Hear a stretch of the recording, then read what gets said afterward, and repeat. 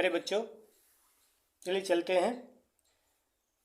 आपका प्रश्न नंबर 1 है, x के मान y के पदों में लिखो। तो हम x का मान लिखना है y के पदों में। ये हमारे 3 सवाल हैं। सवाल नंबर 1, 2, 3, ये 3 सवाल हम तीनों को करते हैं।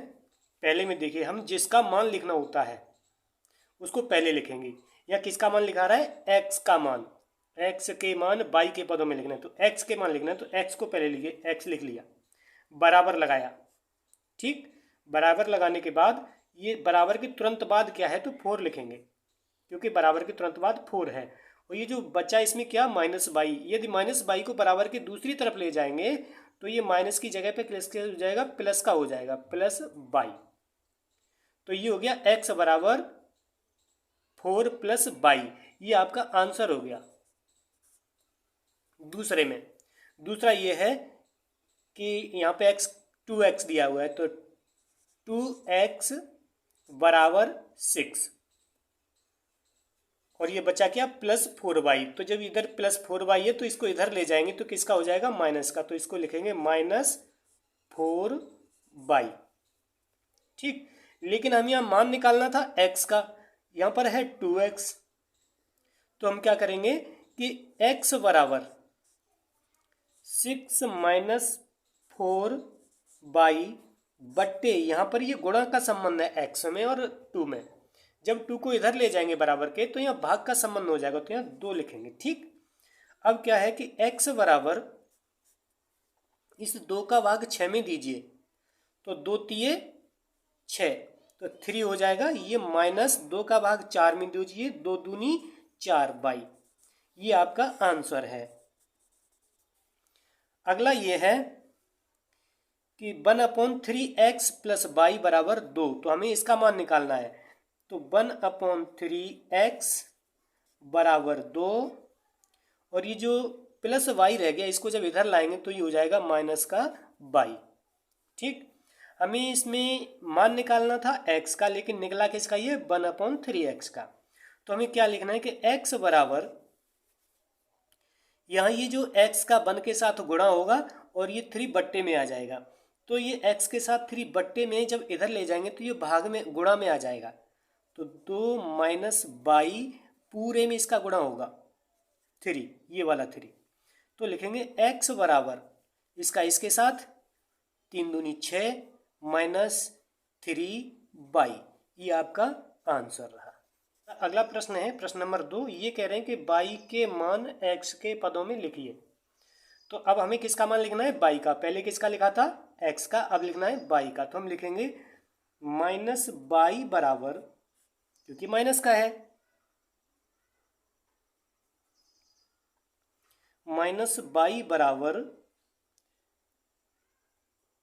9, और इसको जब इधर लाएंगे तो किसका हो जाएगा, प्लस का, माइनस का। ये प्लस का है तो माइनस का हो जाएगा, -5x। लेकिन हमें मान निकालना था y का, यहाँ पर -y का है। तो हम क्या करते हैं कि इसमें माइनस से गुणा कर देते हैं।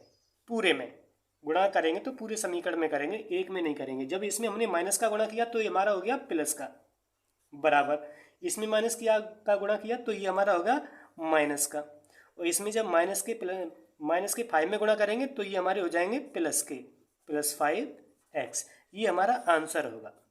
y बराबर -9 + 5x।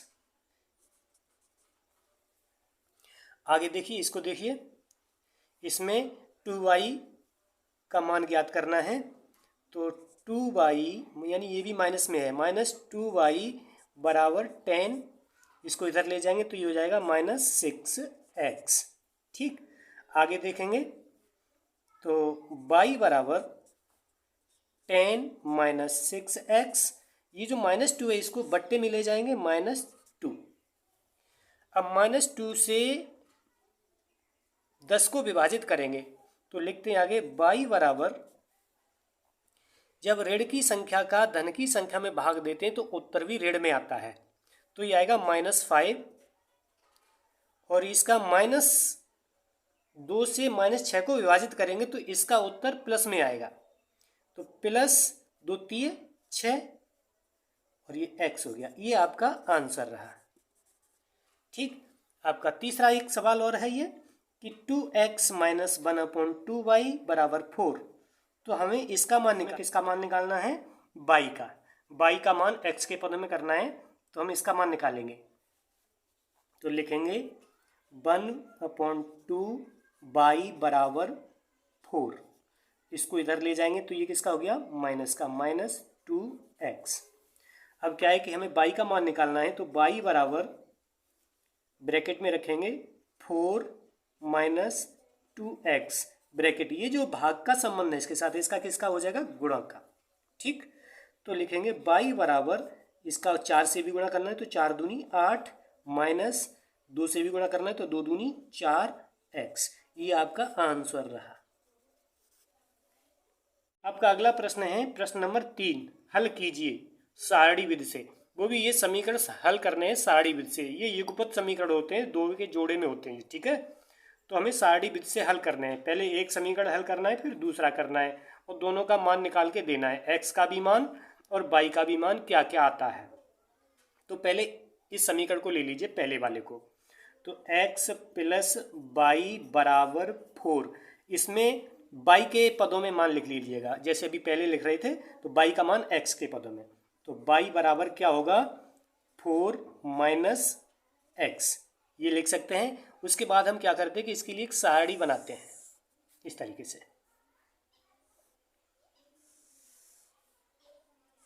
इतनी ले लेते हैं।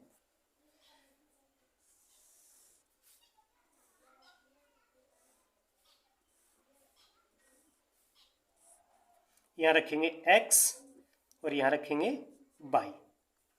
ठीक, अब हम देखिए, कल्पना करिए, सोचिए आप कि यदि हमने x का मान 1 रख लिया, इसमें आप अपने अनुसार मान रख सकते हो कि यदि हमने x का मान 1 रख लिया तो y का मान हमें कितना रखना पड़ेगा। आ जाइए इस समीकरण में कि यदि हम x में 4 में से 1 घटाते हैं, क्योंकि x का मान कितना है? 1। 4 में से एक घटाते हैं तो y का मान कितना आता है? 3। 4 में से 1 गया, 3 बचा, तो यहाँ y का मान 3 आया। यदि हमने x का मान 2 रख दिया तो हमें 4 में से कितने घटाने होंगे? 2। बचेंगे कितने? 2, तो यहाँ y का मान कितना आ गया? 2। इसी प्रकार यदि हमने x का मान रख दिया 3 तो हमें 4 में से कितने घटाने होंगे? 3। जब 4 में से 3 घटाएंगे तो कितना बचेगा? 1 बचेगा। यदि हमने x का मान क्या रख दिया? 4, तो यदि हमने 4 में से 4 घटा दिया तो क्या बचेगा? 0, तो y के लिए क्या बचा? 0। इसी प्रकार यदि हमने x का मान रख दिया 5, तो हमने 4 में से -5 को घटाया तो क्या बचा हमारा? -1। ठीक, इसी प्रकार दूसरा वाला समीकरण लेते हैं। ये समीकरण क्या है हमारा? 5x प्लस 12y बराबर 13। तो इसको भी y का मान x के पदों में निकालिए। तो हम यहाँ निकाल रहे हैं 12y बराबर 13 माइनस 5x। तो हमें y का मान निकालना था, लेकिन निकल के किसका आया है? 12y का। तो हमें सिर्फ y लिखनी है। तो y बराबर क्या लिखेंगे? 13 माइनस 5x बट्टे, ये जो इसके साथ हैं इधर लाएंगे तो भाग के हो जाएंगे, तो यहाँ लिखेंगे 12। ठीक, अब हम तालिका बनाते हैं। फिर जो ये तालिका बनाई है उसी तरीके से y के लिए भी, इसके लिए भी, समीकरण के लिए भी तालिका बनाएंगे। ये तालिका बनाते हैं।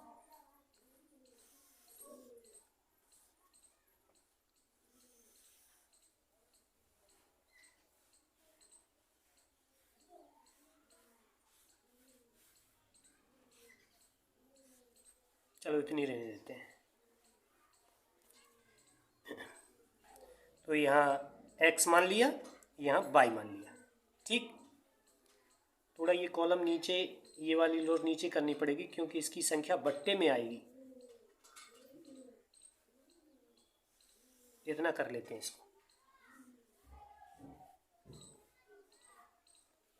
ठीक, चलिए, तो यहाँ पे जब हमने x का मान 1 माना था तो इसमें भी हम 1 मानते हैं, 1 माना हमने। जब हमने x का मान 1 माना तो इसको देखिए, यदि हम x की जगह पे 1 रखें तो इसके साथ क्या होगा, इतने का मान क्या निकलेगा, y बराबर क्या निकल के आएगा कि 1 यदि रखेंगे तो 1 का गुणा 5 में करना पड़ेगा, तो 1 पंजे 5, उस 5 को 13 में से घटाया जाएगा।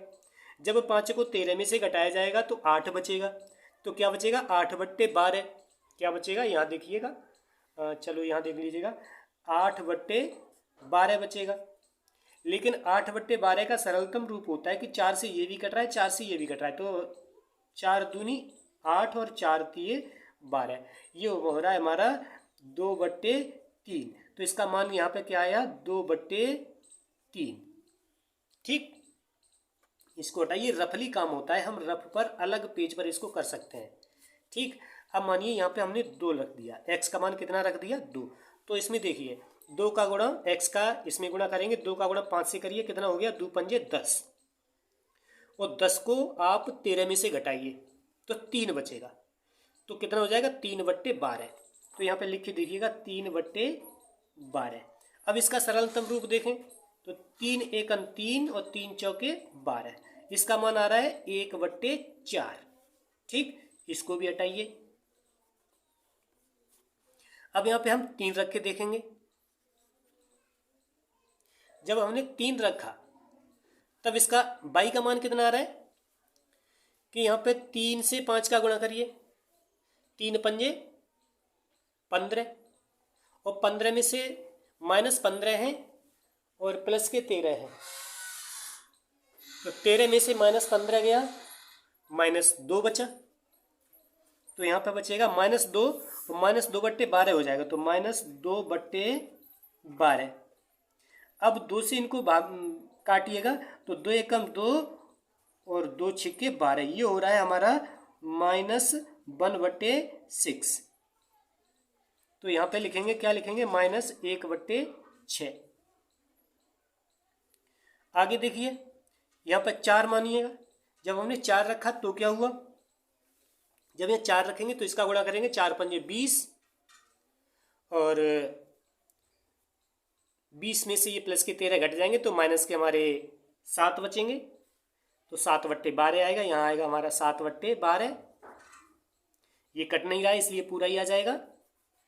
अब आगे यहाँ पे 5 रखेंगे तो 5 का 5 से गुणा करेंगे, 5 पंजे 25, और 25 में से 13 जाएंगे तो हमारे 12 बचेंगे, -12। क्या बचेंगे, -12, और -12/12 हो जाएगा, तो क्या हो जाएगा, -12/12। अब 12 का भाग 12 में देंगे तो -1 आएगा, तो यहाँ पर हमारा आंसर क्या आएगा, -1। ठीक, पूरी तालिका हो गई। अब हम देख रहे हैं कि इस वाली तालिका में ओवेनिस्ट संख्या कौन सी है, ओवेनिस्ट मान कौन से हैं। ओवेनिस्ट का मतलब दोनों तालिकाओं में x का और y का मान समान हो।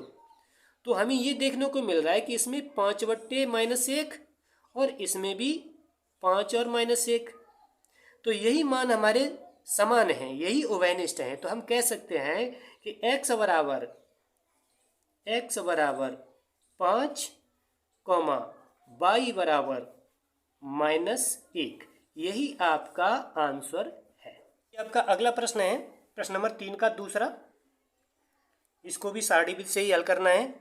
तो हम पहले समीकरण 1 को, फिर समीकरण 2 को करेंगे। तो समीकरण 1 को लेते हैं, ये है हमारा 5x बराबर y। इसमें y के मान x के पदों में लिख लीजिए पहले। तो हमने यहाँ लिखा y बराबर 5x। देखिए इसमें कोई पक्षांतर तो नहीं हुआ है, इधर का इधर कर दिया गया है, चाहे y को इधर रख लो चाहे इसको इधर रख लो, इसका चिन्ह चेंज नहीं होगा। बोला क्यों नहीं होगा, आप कर भी सकते हो लेकिन फिर भी वही आएगा। आप इसको इधर लाएंगे तो माइनस का कर देंगे, और इसको भी इधर लाएंगे तो माइनस का कर देंगे, माइनस माइनस कट जाएगा आपस में, फिर भी प्लस का ही होगा, क्योंकि दोनों ही पार्टियां बदल रही हैं इसलिए सेम रहेंगी।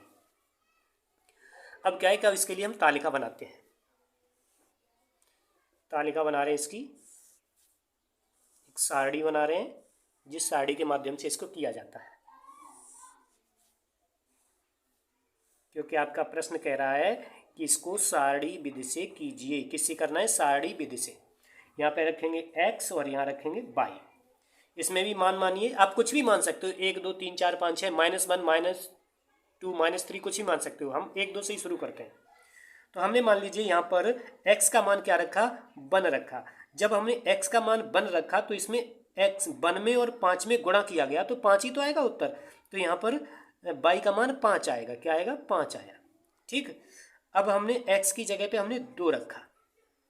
जब x की जगह पे 2 रखा तो 5 दूनी 10 हो गया, तो y का मान कितना आ गया, 10 आ गया। जब हमने x की जगह पे 3 रखा तो y का मान कितना हो जाएगा, क्योंकि 3 का 5 से गुणा करेंगे, 3 पंजे 15, तो यहाँ पर 15 हो गया। y का मान हमने जब 4 रखा तब क्या हुआ कि यहाँ 4 पंजे 20, यहाँ पर हो गया 20। y का मान हमने 5 रखा तो यहाँ पे कितना हो जाएगा, 5 पंजे 25, तो यहाँ 25 हो गया। ठीक, ये ज्ञात किया। इसके बाद अब हम ले रहे हैं समीकरण 2 को। समीकरण 2 है हमारा 2x + y = 7। इसमें y का मान x के पदों में लिखिए। तो y = 7 - 2x। इसके लिए सारणी बनाइए।